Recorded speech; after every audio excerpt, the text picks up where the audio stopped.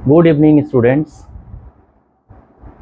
आप सभी का मेरे यूट्यूब चैनल मैथसेबल में स्वागत है। आज पुनः हम लोग उपस्थित हो चुके हैं मैट्रिक क्लास 10 ट्रिग्नोमेट्री के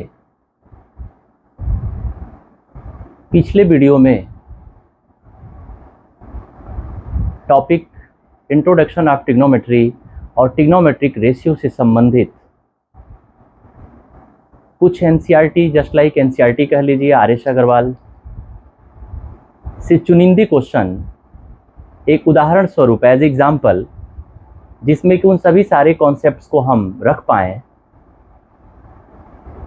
उन सारे प्रश्नों का आज हम लोग हल अपने कॉन्सेप्ट पीछे के पढ़े गए कॉन्सेप्ट के अनुसार हल करेंगे।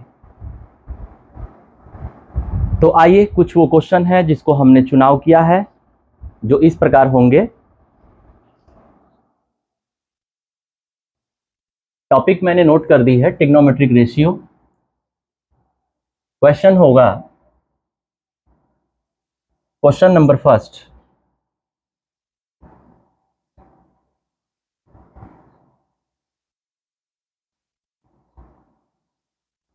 इन फिगर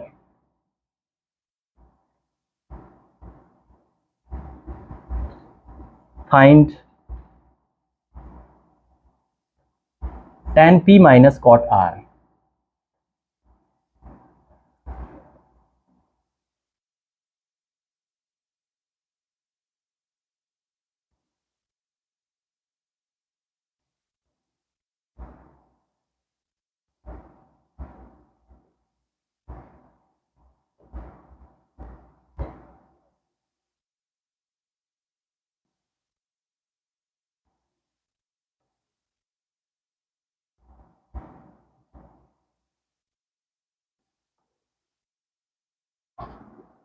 तो आपने क्वेश्चन पहला देख लिया। क्वेश्चन है in figure find tan p minus cot r। क्योंकि टॉपिक हम लोगों का नोट है ट्रिग्नोमेट्रिक रेशियो। जैसा कि हम लोगों ने इंट्रोडक्शन ऑफ ट्रिग्नोमेट्री पढ़ते समय ये ध्यान रखा था कि इस ट्रिग्नोमेट्री के अंदर केवल और केवल राइट एंगल ट्रायंगल का ही हम अध्ययन करते हैं। जैसा कि हमारे प्रश्न में भी एक राइट एंगल ट्रायंगल बना हुआ है जिसका नाम है PQR। इस PQR में आप देख पा रहे होंगे 3 साइड हैं, जिस 3 साइड में PQ साइड की मेजर 12 सेंटीमीटर एंड PR की मेजर 13 सेंटीमीटर और QR मेजर एब्सेंट है यहाँ पर। और इस राइट एंगल ट्रायंगल के अधीन इस tan p minus cot r की वैल्यू निकालनी है।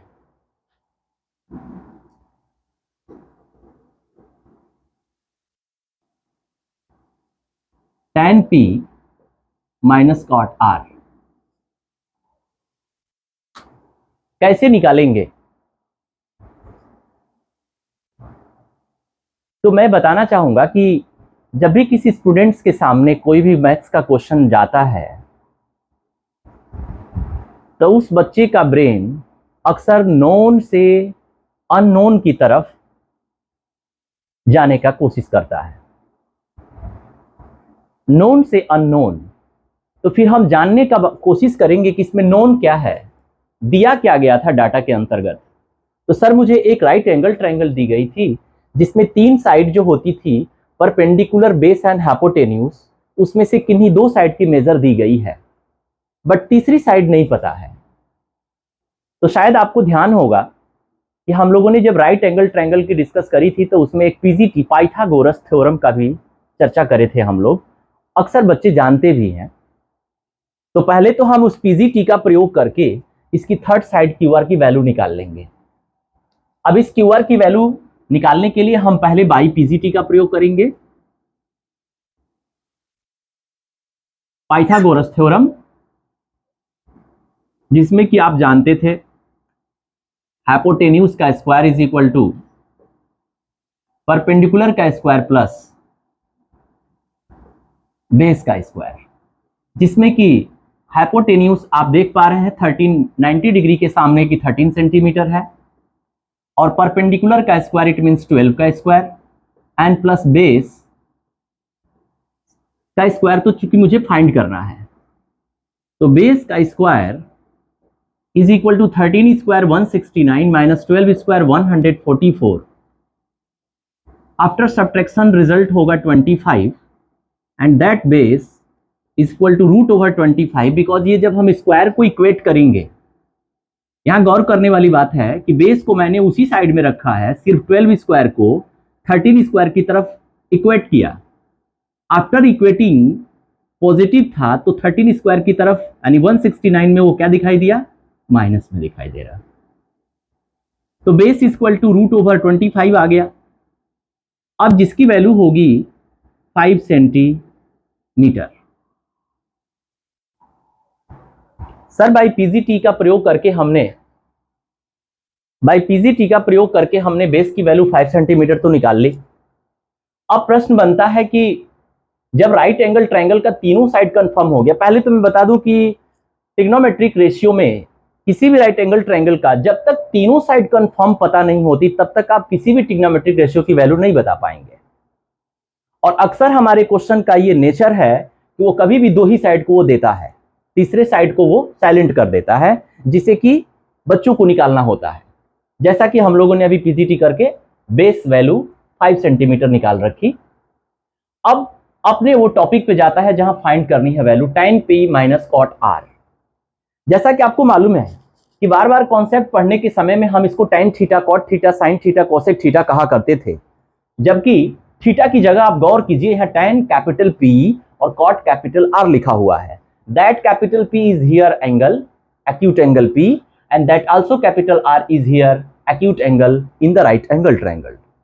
इसका मतलब कहने का तात्पर्य है कि ये एंगल R और एंगल P दोनों acute एंगल है।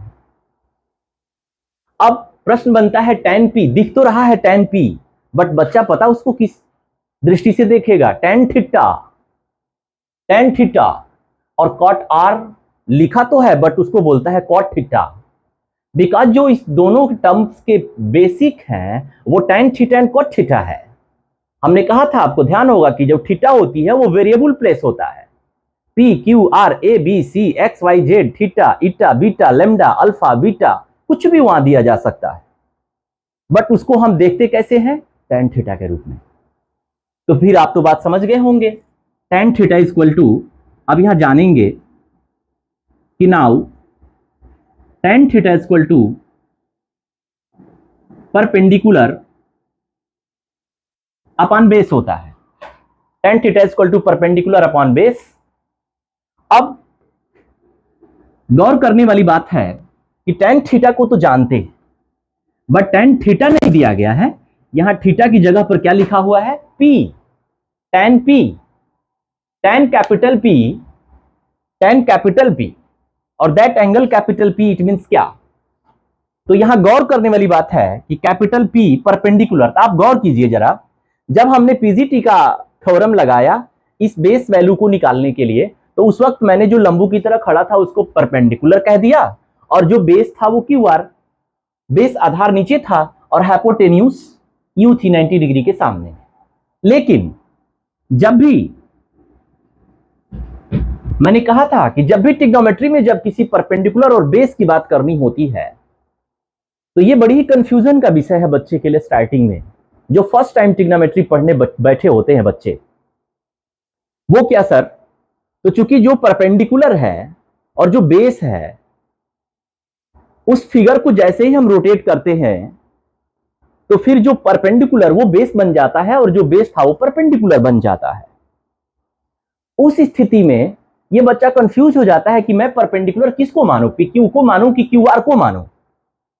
तो मैं बताना चाहूंगा, गौर कीजिए यहां कि ये एंगल थीटा की जगह जो P दी गई है यही निर्धारित करती है कि परपेंडिकुलर कौन है और बेस कौन है। इसका मतलब आप समझ गए होंगे कि एंगल P के सामने वाली जो साइड होती है वो परपेंडिकुलर होती है, और 90 के सामने तो हाइपोटेन्यूज पहले से सेटअप है, इट मींस जो तीसरा होगा वही बेस बन जाता है। तो फिर बताइए tan P में एंगल थीटा P के लिए कौन परपेंडिकुलर होगा? तो सर QR होगा। यानी कि तब परपेंडिकुलर की जगह वो बच्चा ने क्या लिख दिया? QR। अपॉन बेस की जगह क्या लिखेगा? तो सर PQ। तो QR अपॉन PQ की वैल्यू कितनी होगी? तो सर QR तो आपने निकाल रखी थी, इस यहां है QR की वैल्यू। QR की वैल्यू 5 अपॉन PQ की वैल्यू है 12। इट मींस tan P की वैल्यू बच्चे ने कंफर्म कर ली 5/12। अब हम आते हैं, बारी आती है cot R की। देखिए बड़ी ही रोमांचक बात है कि यहां tan की वैल्यू निकाला है और यहां cot की वैल्यू निकालने जा रहे हैं, जबकि यहां देखिए एंगल P है और यहां एंगल क्या चेंज कर दी गई? R। फिर गौर करने वाली बात है, अगर इसमें कंफ्यूजन है तो बस परपेंडिकुलर बेस, बेस परपेंडिकुलर में है। अब इस एंगल R के लिए परपेंडिकुलर आपका कौन बन चुका? PQ बन गया। जबकि गौर कीजिए एंगल P के लिए परपेंडिकुलर कौन था? तो सर QR था। ओ, इसका मतलब कि परपेंडिकुलर और बेस को डिफिनिट कौन करता है? तो वो एंगल करती है निर्धारित कि कौन परपेंडिकुलर है और कौन बेस है। It means cot capital R के लिए अगर हम फॉर्मूला लिखे, पहले formula cot theta equal to क्या होता है? तो सर बेस अपॉन परपेंडिकुलर होता है। तो बेस क्या था? तो कैपिटल R के लिए परपेंडिकुलर तो PQ बन चुकी है। तो बेस क्या है सर? तो QR है। QR की वैल्यू आपने कितना निकाल रखी थी? तो सर यहां आपने निकाला है, उसकी वैल्यू सर 5 था। और PQ की वैल्यू कितनी है? तो सर वो 12 है। ओ वाह, क्या बात है। गौर करने वाली बात है कि tan और यहां है cot, बट दोनों की वैल्यू क्या आ गई? सेम। कुछ समय के लिए बच्चा कंफ्यूज हो जाता है कि कहीं हमने गलत तो नहीं कर दी, बट गलत नहीं किया है। गौर करने वाली बात यहां है, इस tan में एंगल P के लिए और cot में एंगल R के लिए आपसे वैल्यू मांगी गई है। जैसे ही ये दोनों मान को निकालता है बच्चा, उसके बाद इस वैल्यू को चूंकि यहां इस तरह से मांगी गई है tan P minus cot R, अब उसमें इस वैल्यू को ले जाकर के बैठा देता है। Hence tan P minus cot R, it means 5/12 minus 5/12 that is equal to 0। यही बच्चे का आंसर हो जाता है।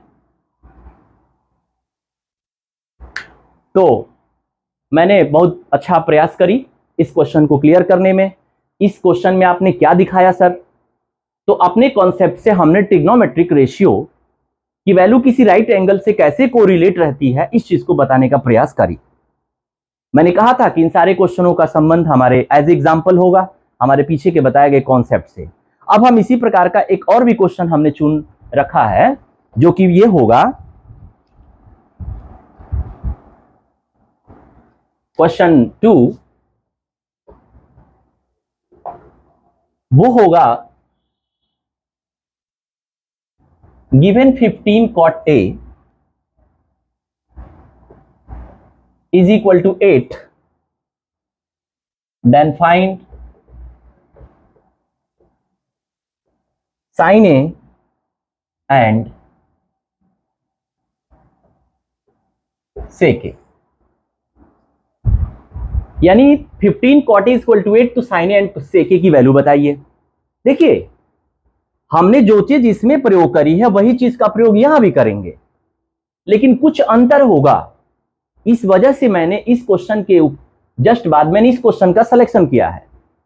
दोनों एक ही जैसे हैं, बट दोनों में कुछ अंतर मिलेगा, क्या वो मैं दिखाने का प्रयास कर रहा हूं। दिया गया है मुझे 15 cot A। बात हमेशा ध्यान रखिए, बच्चे हमेशा कहां जाते हैं? नोन से अननोन की तरफ। तो नोन क्या होता है सर? क्वेश्चन में गिवन डेटा होता है, यानी जो दिया गया डेटा होता है वही नोन होता है।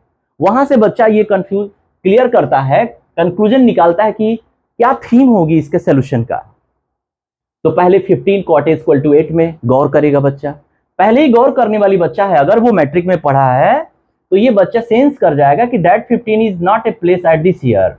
ये 15 का यहाँ प्लेस नहीं है सर, ये 15 को इक्वेट करना पड़ेगा 8 की तरफ, because cot A is a trigonometric function, वो रेशियो है। यानी 15 को हम कहां लेके आएंगे? 8 की तरफ।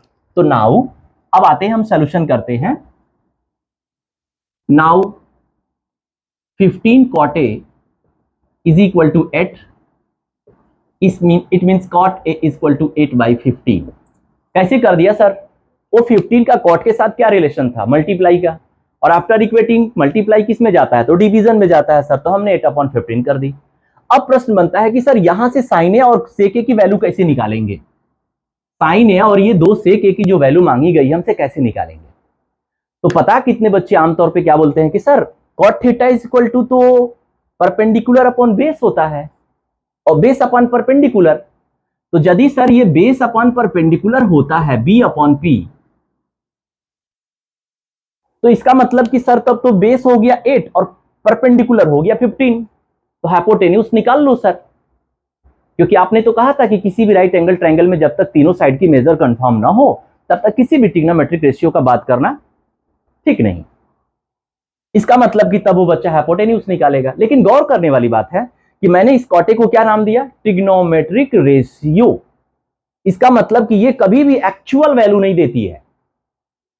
अगर हमने कहा कि राम और श्याम के दोनों एज का रेशियो 1:2 है, ये कहने का तात्पर्य मेरा ये कतई नहीं है कि राम की उम्र 1 साल है और श्याम की उम्र 2 साल है, ऐसा मैंने नहीं कहा। उसका मतलब ये नहीं होता है। उसका मतलब अब 1:2 का मतलब हो गया अगर राम 4 इयर्स है तो श्याम 8 इयर्स होगा, राम अगर 5 इयर्स है तो श्याम 10 इयर्स होगा। इसका मतलब ये हुआ न कि 1:2 का मतलब एक्चुअल 1 इयर्स एज राम का है और 2 इयर्स एज श्याम का है। तो एक्चुअल वैल्यू और रेशियो वैल्यू दोनों डिफर है। ये कदापि ऐसा ना करें कि सर जी बेस की वैल्यू 8 है और परपेंडिकुलर की वैल्यू 15 है, तो फिर कैसे करेंगे। कभी भी आपको याद होगा जब आप 9th क्लास तक पढ़ते आए थे तो कभी भी पीछे के दिनों में यह एक चैप्टर मिला करता था जिसका नाम था रेशियो एंड प्रोपोर्शन। उस रेशियो एंड प्रोपोर्शन में इस तरह की रेशियो वैल्यू की डिस्कशन ज्यादा होती थी। वहां जब इस तरह की वैल्यू जाती थी रेशियो में सर 8:15, तो पता उसको क्या करता था, एक बच्चा 8 के आगे में एक अननोन वैल्यू डाल लेता था as a constant, 8x 15x। वो x कहां से आ गया सर, तो ratio that is the law of ratio. जब 8:15 को हम सेपरेटली एक्चुअल वैल्यू में कन्वर्ट करते हैं तो वहां फटाक से एक वैल्यू आती है। वो कैसे सर, तो 8/15 इक्वल टू कोई भी वैल्यू अगर कांस्टेंट हम डालते हैं, कांस्टेंट वैल्यू, तो उस स्थिति में वो हम ये लिखते हैं hence base is equal to 8k and perpendicular is equal to 15k। यानी अभी क्या बाकी रह गया, तो हाइपोटेन्यूज। फटाक से ने बच्चा क्या करता है, एक राइट एंगल ट्रायंगल बना लेता है जिसका कोई भी नाम अपनी इच्छा से रख लेता है, जिसमें उसने नाम रख दिया ABC। अब इस ABC में उसने कह रखा, पहले से देखिए यहां गौर कीजिए, साइन A मांगा गया है और यहां भी गौर कीजिए सेक A मांगा गया है। तो ध्यान रहे ट्रिग्नोमेट्री में कभी भी कोई भी ट्रिग्नोमेट्रिक रेशियो किसी दो एक्यूट एंगल में से किसी एक पर डिस्कस करती है। इसका मतलब क्या कहने का तात्पर्य था, मेरा कहने का तात्पर्य था कि जिस एंगल को वो क्वेश्चन में डाल रहा है उस एंगल नेम को हम एक्यूट एंगल पर ही डालते हैं। कोई बच्चा अगर गलती से ए को 90 डिग्री पे डाल देता तो फिर क्वेश्चन गलत हो जाता, क्योंकि 90 पर उसने क्वेश्चन नहीं रखा है, तो कभी भी दो एक्यूट एंगल पे रखता है। इट मींस कहने का तात्पर्य हुआ कि कभी भी ए या सी पर वो डिस्कस करता है। अतः मैंने क्या किया कि फिगर बनाने के बाद नाम देते समय एक सावधानी रखा कि ये जो एक्यूट एंगल्स हैं एक्यूट एंगल पर ही ये नाम मैंने डाला है। अब आगे बढ़ते हैं। ये एक्यूट एंगल ए जिस पर डिस्कस करी है इसने और यहां मान भी दे रखा है, तो ए के सामने वाला परपेंडिकुलर होगा जैसा कि हमने पहले सॉल्यूशन में बताया था। इसका मतलब कि तब BC परपेंडिकुलर हो गया जिसकी वैल्यू कितना आपने दिया, तो सर 15k, और AB तब क्या हो गया सर, तो AB बेस हो गया सर। ओ AB बेस कितना है, तो सर ये 8k है। तब तो आपका हाइपोटेन्यूज बचा हुआ है। देखिए कितना, जब तक हम 9th में पढ़ते थे तो जो लंबू की तरह खड़ा होता था उसको परपेंडिकुलर कहते थे, जबकि आज वो लंबू की तरह खड़ा है लेकिन वो बेस कहला रहा है। अब हम PGT का प्रयोग करके और उसके बाद हम इस हाइपोटेन्यूज की वैल्यू निकाल लेंगे। तो बाई PGT हाइपोटेन्यूज का whole square is equal to perpendicular का होल स्क्वायर प्लस बेस का whole square it means 15k का होल स्क्वायर प्लस 8k का whole square, it means 225k square plus 64k square. दोनों को यदि सम करते हैं तो 289k स्क्वायर। यहां क्या था? तो सर हाइपोटेन्यूज का स्क्वायर था। अब हाइपोटेन्यूज, ये जब स्क्वायर उधर जाता है तो ये रूट अंडर आ जाता है क्या? 289k स्क्वायर, जिसकी वैल्यू होगी सर 289 रूट स्क्वायर किसका होता है? 17 का होता है। और के स्क्वायर भी रूट से आउट होगा तो क्या मिला? 17k यानी 17k। यानी हाइपोटेन्यूज कंफर्म हो गया, जिसका नाम हम अपने फिगर में क्या रखा है? एसी रखा है। एसी यानी एसी साइड की लेंथ जिसको हाइपोटेन्यूज है वो 17k है। अब आप खुशी से अपने साइन और सेक का मान बता सकते हैं। मैंने कहा ही था कि राइट ट्रायंगल के अंदर कभी भी जब तक उसके तीनों साइड आप न पता कर लें तब तक किसी भी ट्रिग्नोमेट्रिक रेशियो की वैल्यू हम नहीं बता पाएंगे। तो हमने तो निकाल रखी। अब हम चलते हैं कि लिखते हैं हेंस, आपसे मांगा गया है sine A. Sine A equal to, it means sine A हम कह रहे हैं बट हम सोच क्या रहे हैं? Sine theta. मैथ सिखाती है, ये दुनिया कहती कुछ और है, सोचती कुछ और है, अंदर कुछ और है। मैं जो बोल रहा हूं देख करके साइन है, लेकिन उसके पीछे एक बच्चे के ब्रेन में लेयर लगी हुई है कॉन्सेप्ट की। पीछे से क्या आवाज आती है? Sine theta. वो क्या? P by H. बट वो पी बाई एच वो लिख सोच तो रहा है, लेकिन लिखेगा पता क्या? वो लिखेगा sine theta, sine A equal to P by H, यानी बीसी बटा एसी, बीसी अपॉन एसी। तो पहले पी बाई एच और that is equal to P हो गया आपका बीसी बाई हाइपोटेन्यूज एसी, और दैट बीसी की वैल्यू हो गई 15k अपॉन एसी की वैल्यू हो गई 17k। के कैंसिल हो जाएगा, यहां से आंसर आ जाएगा आपका 15/17। अब साइन ए के बाद एक और वैल्यू है सेक ए। सेक ए इक्वल टू क्या होता है? तो एच बाई बी होता है सर, बिकॉज आपने तो पीछे पढ़ा था, पाकिस्तान भूखा प्यासा, हिंदुस्तान हरा भरा, P by H, B by H, P by B. तो कॉस थीटा उसमें क्या था? तो sir cos theta equal to B by H था, और कॉस का ही ये इनवर्स है यानी उल्टा है, तो एच बाई बी हो जाएगा। क्या हो जाएगा? H by B. और दैट एच हाइपोटेन्यूज, इसका मतलब क्या? एसी।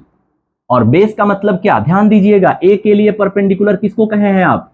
बीसी को। तो बेस कौन होगा? A B. और एसी की वैल्यू हो गई 15k, ए बी की वैल्यू हो गई 8k, अब फिर के से के कैंसिल, 15/8। ये दोनों आपके आंसर हो गए, 15/17 एंड 15/8।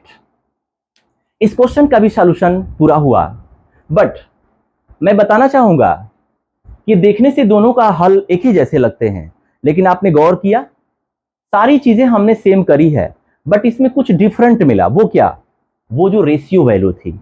यहां अक्सर बच्चे गलती कर बैठते हैं, कभी भी वो क्वेश्चन करते हैं तो ये जो मैंने के लगा रखा उस के को नहीं लगाते। वो आमतौर पर वो सोचते हैं इसका कोई मतलब नहीं बनता, वो तो आता है फिर लास्ट में चला जाता है। ये सही बात है, बट अगर मैथमेटिक रूल को देखा जाए तो वो अगर एग्जामिनेशन कॉपी को चेक की जाए तो वो गलत काटा जा सकता है, आपका मार्क्स वहां कट जाएगा। इसलिए कदापि आप ऐसा ना करें कि के को छोड़ दें, बिकॉज रेशियो वैल्यू और एक्चुअल वैल्यू का मीनिंग हमने समझाया राम और श्याम का जो एज लिया था, कि कभी भी रेशियो वैल्यू एक्चुअल वैल्यू नहीं हो सकती है। इसलिए कदापि ऐसा गलती ना करें, और इस क्वेश्चन का चुनाव मैंने इसीलिए किया था। अब इसी प्रकार और भी कुछ चुनिंदे क्वेश्चन है, बगैर टाइम लॉस किए हम आगे की तरफ बढ़ते हैं। एक क्वेश्चन है कि question 3, if angle A and angle B are acute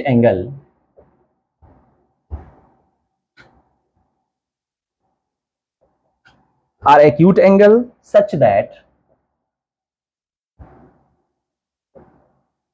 that cos A is equal to cos B,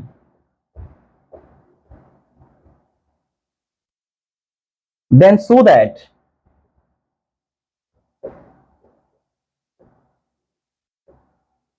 that angle A is equal to angle B. इस क्वेश्चन में कुछ खास तो नहीं रहा, बट मेरे को इस पूरी एक्सरसाइज या ट्रिग्नोमेट्रिक रेशियो से संबंधित जितनी भी एक्सरसाइज आप आरएस आरडी वगैरह करते हैं उसमें ये यूनिक टाइप का क्वेश्चन है। इसका हम यूनिक शीर्षक दे सकते हैं। ऐसा कैसे सर? बिकॉज हर जगह रेशियो, पीजीटी, पाइथागोरस थ्योरम वगैरह वगैरह, और यहाँ कुछ और ही आ जाता है। तो मैं बताना चाहूंगा कैसे करेंगे, इस पे आइए डिस्कस करते हैं। फिर मैंने बात ध्यान दिलाता हूं कि कभी भी बच्चे को अपने गिवन डाटा से सोचना स्टार्ट करनी चाहिए और धीरे धीरे स्टेप बाय स्टेप वो अननोन की तरफ जाता है, यानी अपने आंसर की तरफ चला जाता है, जो आंसर उसको शुरू में पता नहीं होता है। तो फिर यहां भी वही काम करते हैं हम। If angle A and angle B are the acute angle, इसका कहना है कि किसी राइट एंगल ट्रायंगल में एंगल ए और एंगल बी दोनों यदि एक्यूट हैं, एक्यूट एंगल हैं, वो कैसे एक्यूट एंगल हैं?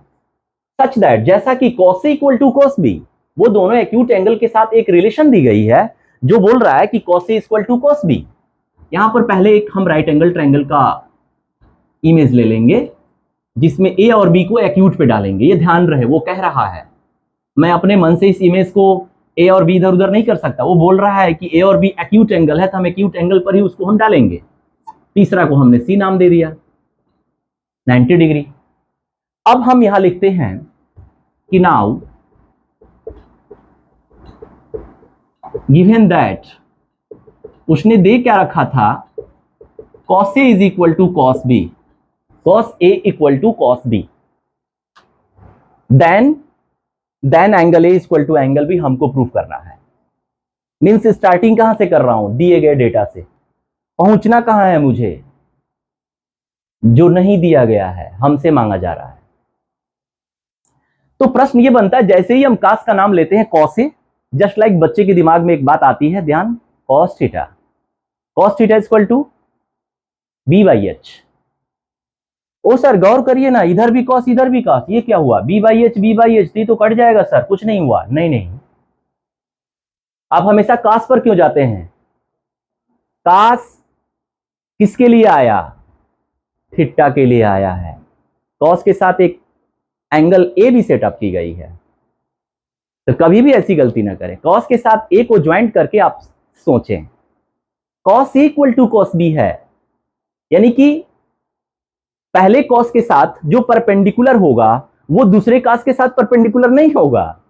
इसलिए जैसे ही मैं उसका वैल्यू पुटिंग करूंगा, देन ये जो कटने वाली बात दिमाग में आई वो समाप्त हो जाएगा। कैसे देखते हैं।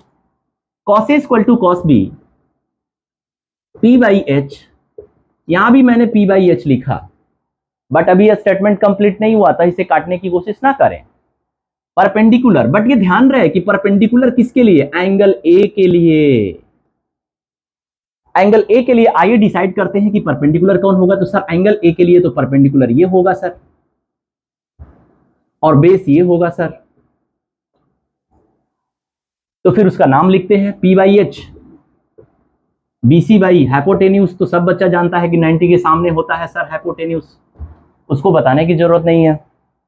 अब आते हैं दूसरे कॉस बी के लिए, पी बाई एच की वैल्यू पुट अप करते हैं। तो सर एंगल बी के लिए तो परपेंडिकुलर अब ये हो गया।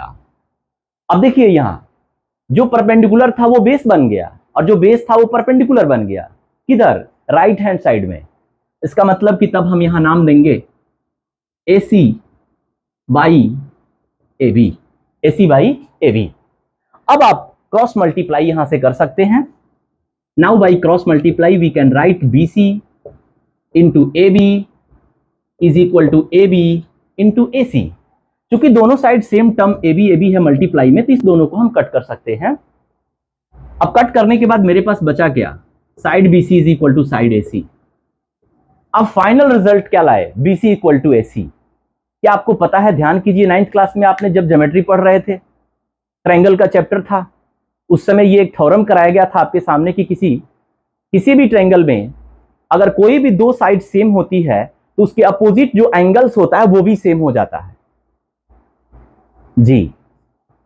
तो सर वही बात है, ऐसा ना सोचे कि हम 10th में आ गए तो 9th के सारे कॉन्सेप्ट 9th में ही रह गई। No no no no no, nursery से जितना स्टेप्स हम पढ़ते गए, सारे स्टेप्स एक जगह कलेक्ट होते चले जाते हैं हमारे साथ ही निकलते रहते हैं पीछे से।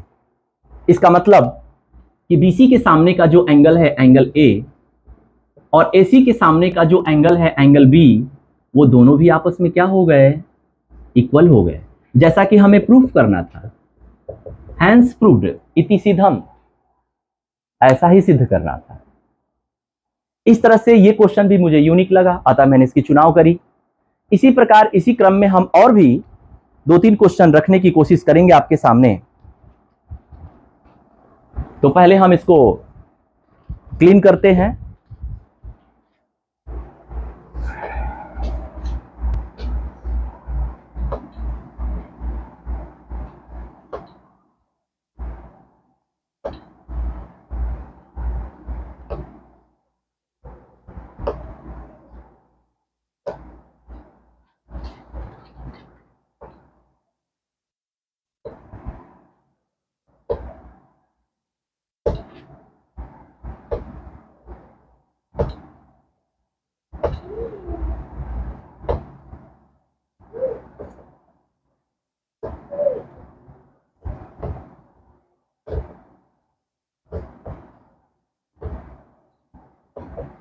चूंकि हमने जब भी कॉन्सेप्ट की डिस्कस करी थी तो उस वक्त हमने कॉन्सेप्ट से कोरिलेटेड कोई भी क्वेश्चन आपके सामने नहीं रखा था, बल्कि मैंने क्या सोचा कि कॉन्सेप्ट के लिए मैं एक थीम तैयार कर लेता हूं कुछ क्वेश्चंस का, जो चुनिंदे भी हो, इंपॉर्टेंट भी हो, यूनिक भी हो और अपने अंदर कॉन्सेप्ट को पूरा पिरोया हुआ हो। इसलिए मैंने एक अलग से कुछ क्वेश्चंस का मैंने एग्जांपल्स कह लीजिए रख दिया। अब आइए इसी क्रम में हम आगे की तरफ बढ़ते हैं।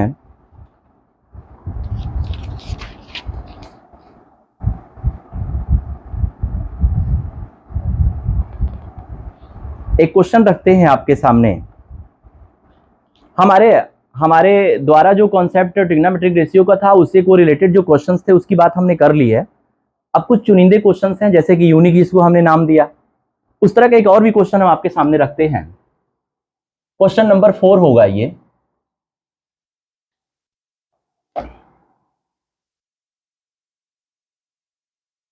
If tan theta plus cot theta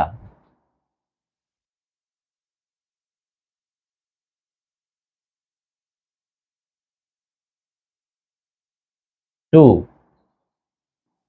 then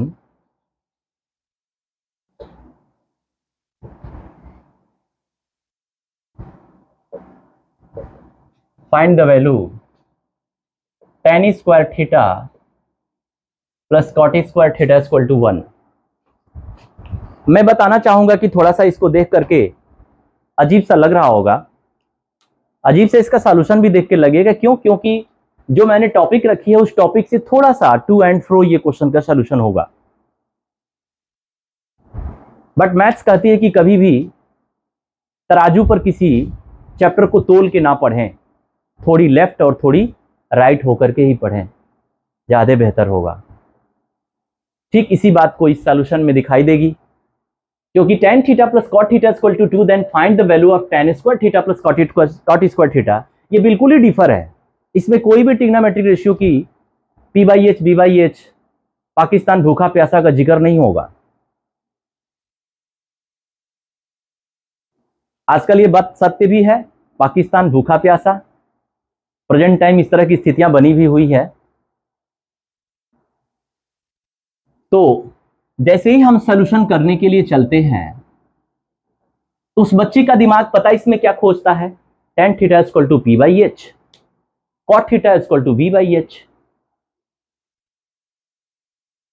tan theta equal to P/H और sorry cot theta equal to B by tan theta equal to P/B और cot theta equal to B/P, sorry tan theta equal to P/B, cot theta equal to B/P, यही कहता है।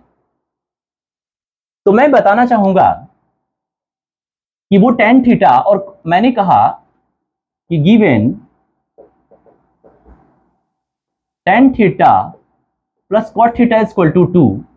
अब इसके through हम यहां पर कैसे जाएं, मैंने कहा था कि नोन से अननोन की तरफ जाता है बच्चा हमेशा। नोन तो ये है, दूर दूर तक कहीं दिखाई नहीं दे रहा सर इसमें ये चीज।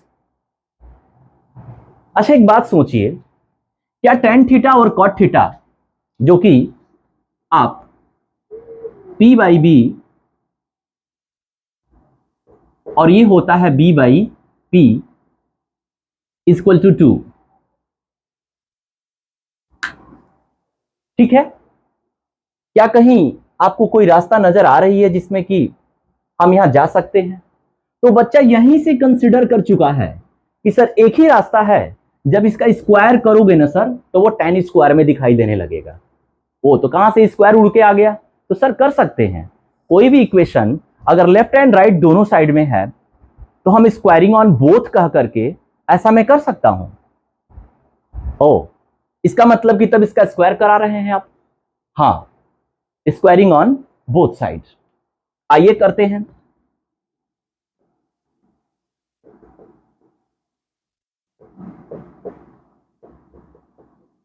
Squaring on both side, then P by B plus B by P का whole square is equal to 2 जा कितना हुआ? 4। या एक बार हम दिखा दें इसको पहले 2 का स्क्वायर। अब हम A प्लस बी का होल स्क्वायर की बात करेंगे। हाँ, गौर करने वाली बात है, कभी कभी बच्चे के दिमाग में ये आ जाता है कि sir P by B plus B by P का होल स्क्वायर अगर लिखे हो सर तो P बाई बी का whole square plus B by P का होल स्क्वायर। ना ना ना, कभी ना ऐसा गलती करें, सावधान। कभी भी A square plus B square A plus B का होल स्क्वायर के बराबर नहीं होता है। ऐसा मिसअंडरस्टैंडिंग होने की चांसेस बन जाती है। बट अब यहां पर हम क्या करेंगे, स्क्वायरिंग ऑन बोथ में P square upon B square plus B square upon P square यानी A square plus B square plus 2ab। A का मतलब क्या? ए का मतलब क्या?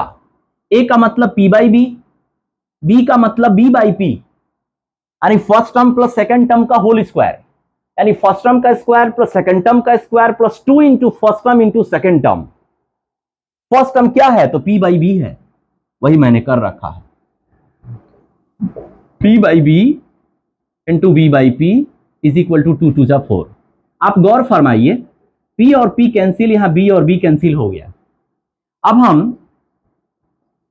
P square plus B square plus B square plus P square plus 2 is equal to 4 लिख सकते हैं। अब इस 2 को अगर इक्वेट कर दें 4 की तरफ तो P square upon B square plus B square upon P square is equal to 4 minus 2 that is equal to 2।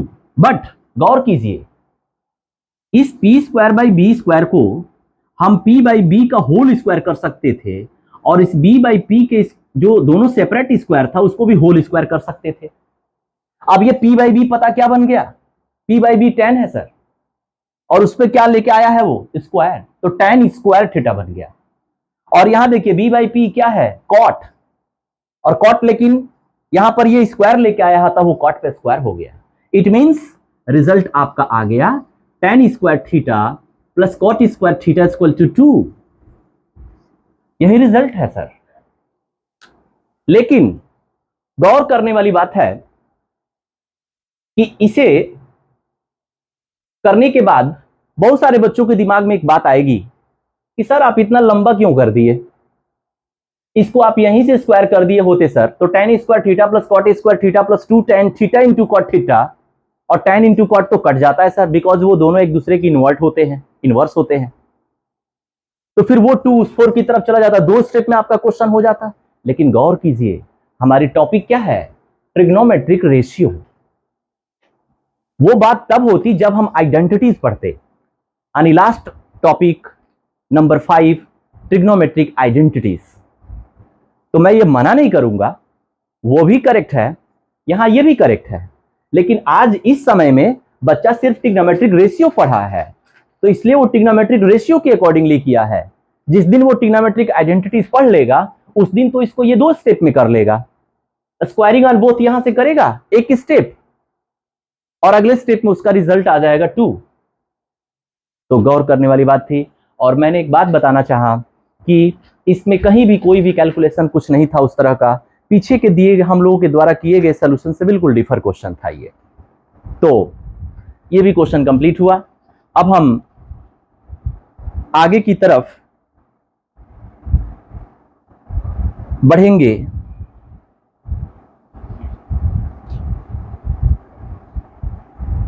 एक क्वेश्चन और हम जोड़ेंगे इसमें, नंबर 5, जो कि लास्ट क्वेश्चन होगा आज का। In triangle PQR, in triangle PQR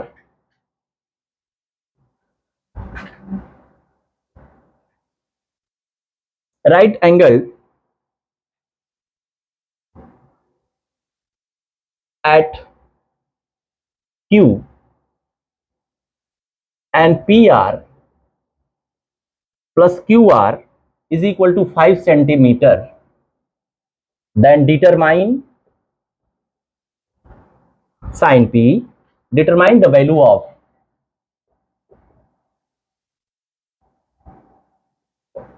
sin P, cos P, tan P, sin P, cos P and tan P। यहां पर गौर करने वाली बात है, एक ट्रायंगल PQR की जिक्र किया है, जिस ट्रायंगल को नाम दे दिया राइट एंगल ट्रायंगल। वो किस तरह का ट्रायंगल है? Right angle triangle. अब इस राइट एंगल ट्रायंगल में राइट एंगल किस पॉइंट पर है? Q पॉइंट पर है, और उसी राइट एंगल ट्रायंगल का किसी दो साइड का सम दिया है। इस क्वेश्चन का सबसे स्ट्रॉन्ग पॉइंट है दो साइड का सम। दो साइड का सम दिया गया है, यानी अगर हम एक ट्रायंगल यहां राइट एंगल ट्रायंगल अगर हम बना दें, तो इस राइट एंगल ट्रायंगल में हमको कहा गया है कि Q पर 90 डिग्री शो करनी है, तो ये होगा P और ये हो जाएगा R। अब देखिए, तो बच्चा कहेगा कि sir sine P cos P tan P का मान निकालना तो आसान है सर, इसमें दो वैल्यू देता है, और स्टार्टिंग में मेरा पहला स्टेटमेंट था कि किसी भी राइट एंगल ट्रायंगल में किसी दो साइड को अवश्य देता है, तीसरा हमें निकालना पड़ता है। लेकिन यहां तो कुछ अलग ही हो गया सर, जिन दो साइड को देने की बात कह रहे थे वो दोनों साइड की वैल्यू सेपरेट ना दे करके दोनों का सम दे दिया। अब इस 5 में ये 3 है, 2 है, कि 4 + 1 है, कितना है ये कैसे पता? तब उस स्थिति में बच्चा क्या करता है, पहले यहां पर PR + QR, 1 second, PR + QR is equal to 25 centimeter here, and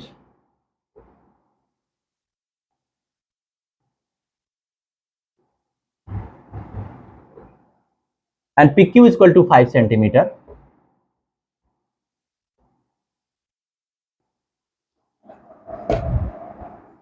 sorry, question में थोड़ी एरर थी, मैंने करेक्ट कर चुका है। ये दो PR + QR की सम 25 सेंटीमीटर है, और PQ की मेजर सिंगल 5 सेंटीमीटर है। अब इन दोनों PR और QR का सम दिया गया है 25 सेंटीमीटर। तो आते हैं, now PR + QR is equal to 25 centimetre. आप एक बात बताइए, क्या PR + QR इक्वल टू 25 में किसी एक का मान, एक की वैल्यू दूसरे के टर्म के वैल्यू में ट्रांसफर करी जा सकती है? बिल्कुल। हम इक्वेशन सॉल्विंग करते हैं तो ऐसा करते आए हैं अलजेब्रा में। तो फिर कहने का तात्पर्य मेरा है, इस PR is equal to 25 minus QR लिख सकते हैं। क्या किए सर, यहां PR की वैल्यू हमने QR के टर्म में ट्रांसफर कर ली। ओ, इसका मतलब कि PR की वैल्यू QR के टर्म में कर ली, और एक QR तो खुद QR है ही है, एक जो QR है वो तो QR है, और इस PR की जगह पर मैंने क्या रखी, 25 माइनस QR। उसके बाद PGT को जब लेके आएंगे तो तीनों साइड, शेष दो जो साइड हैं सेपरेट, दोनों अलग अलग हो जाएंगी। आइए बाय PGT हम चलते हैं। बाय PGT PR का square is equal to QR का स्क्वायर प्लस PQ का स्क्वायर। पी आर आपने सर यहां निकाला है सर, पी आर की वैल्यू कितना, तो 25 माइनस क्यू आर का whole square is equal to Q R square plus P Q square. अब इसको हमको तोड़ना पड़ेगा, ये कैसे टूटेगा सर, तो a माइनस बी के होल स्क्वायर पर ब्रेक होगा। It means A square plus B square minus 2ab is equal to Q R square and plus P Q की वैल्यू दे दी गई थी 5, तो हम क्यों ना हम यहां 5 रख दें, यहां पर हम 5 का स्क्वायर कर देते हैं। अब ये 5 का स्क्वायर यहां कितना मिल गया है हमको, 25। अब जरा गौर कीजिए, यहां भी क्यू आर का स्क्वायर है, यहां भी क्यू आर का स्क्वायर है, दोनों साइड है, दोनों सेम साइड में सेम साइन में है, कट गया।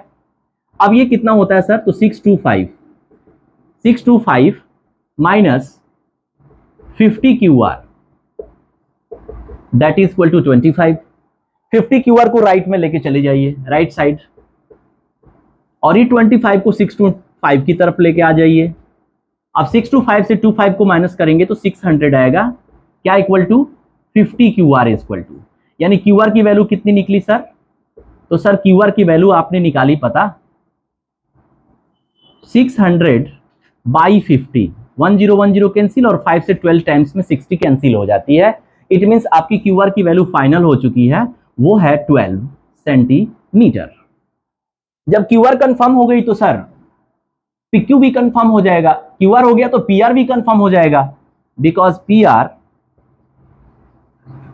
Hence P R plus Q R is equal to जो 25 दी गई थी उसमें अगर हम क्यू आर की वैल्यू पुट कर दें 12, तो यहां पर हमको पी आर की वैल्यू कितनी हो गई, तो 25 minus 12 is equal to 13 centimetre. P R भी निकल गया। जब हमारे पास पी आर निकल गया 13 सेंटीमीटर और क्यू आर निकल गया सर 12 सेंटीमीटर, तो ये फाइनल हो गया। हम इसका जांच भी कर सकते हैं कि क्या मैंने आंसर सही निकाला है कि नहीं। वो कैसे सर, तो पाइथागोरियन ट्रिपलेट एक नाम आपने सुना होगा। किसी भी राइट एंगल ट्रायंगल में या कोई भी 3 न्यूमेरिकल नंबर्स दी गई हो, उसमें से सबसे जो ग्रेटेस्ट नंबर होती है उसका अगर स्क्वायर करते हैं और रिमेनिंग जो 2 नंबर्स होती हैं उनका अगर स्क्वायर करके प्लस कर दूं, तो ग्रेटेस्ट नंबर का स्क्वायर सम वाले का अगर इक्वल आ जाता है, इसका मतलब कि तब वो राइट कंफर्म है कि वो तीनों साइड किसी राइट एंगल ट्रायंगल की तरफ इशारा कर रही हैं। इससे हम स्पष्ट हो जाते हैं कि मेरा सोल्यूशन करेक्ट था। अब हम जब हमारे तीनों साइड निकल गए तो आराम से sine P cos P tan P का मान निकाल देंगे। कैसे, तो sir sine P is equal to P by H, और दैट पी बाई एच का मतलब हो गया sir Q R by P R, और दैट क्यू आर का मतलब हो गया सर 12 अपॉन पी आर की वैल्यू हो गई sir 13। Cos P is equal to V by H, और पर एंगल पी के लिए जो परपेंडिकुलर था वो तो 12 था, लेकिन हमको बेस चाहिए तो 5 हो गया, यानी कि P Q upon P are, P Q यानी 5 अपॉन पी आर यानी 13। अब tan p की वैल्यू निकालने जा रहा हूं जो कि p बाई बी होता है। पंडित बद्री प्रसाद बोले हर हर महादेव। p बाई बी का मतलब हो गया p, एंगल p के लिए परपेंडिकुलर कौन साइड थी, तो सर क्यू आर थी, और बेस कौन था, तो सर पी क्यू था। क्यू आर की वैल्यू कितनी है, तो 12 है, और पी क्यू की वैल्यू कितनी है, तो सर 5 है, 12/5। इस प्रकार हमने साइन पी कॉस पी और टेन पी का भी मान निकाल पाया। यही हमारा आंसर हो जाएगा। इस तरह से बहुत ज्यादा तो नहीं, लेकिन हम 5 क्वेश्चनों को बताने का प्रयास किए। पीछे की बताई गई जो टॉपिक थी ट्रिग्नोमेट्रिक रेशियो, उस ट्रिग्नोमेट्रिक रेशियो के अकॉर्डिंगली इस 5 क्वेश्चन को मैंने रखने का प्लान बनाई। अब हम अपने अगले वीडियो में, चूंकि हमने पूरी ट्रिग्नोमेट्री को 5 टोटल टॉपिक्स में डिवाइड कर रखी थी, जिसमें पहला था इंट्रोडक्शन ऑफ ट्रिग्नोमेट्री, दूसरा था ट्रिग्नोमेट्रिक रेशियो, अब तीसरा आएगा जो मैंने पहले वीडियो में मैंने बता रखा है कि 5 पॉइंट्स कौन कौन होंगे। वैसे अगला जो होगा वो trigonometric ratio of some special angles. बड़ी ही इंटरेस्टिंग टॉपिक है, बहुत इंटरेस्टिंग टॉपिक है। वो हम 2 पार्ट में उसकी सॉल्यूशन को बनाए रखा है, जिसको हम अगले वीडियो में अपने उसको रखेंगे। और भी इससे कोरिलेटेड जो क्वेश्चंस होंगे उसके लिए मैं कुछ नोट्स बनाने की कोशिश कर रहा हूं, जिस नोट्स को अपने नीचे के डिस्क्रिप्शन बॉक्स में लिंक पर अवश्य मैं डालूंगा। तो आज की हम लोगों की क्लास यहीं समाप्त होती है। हमने बहुत प्रयास किया आपको समझाने के लिए। अगर आपको आज की भी क्लास अच्छी लगी तो इस वीडियो को लाइक करना, कमेंट करना और सब्सक्राइब करना ना भूलें। अवश्य करें। धन्यवाद।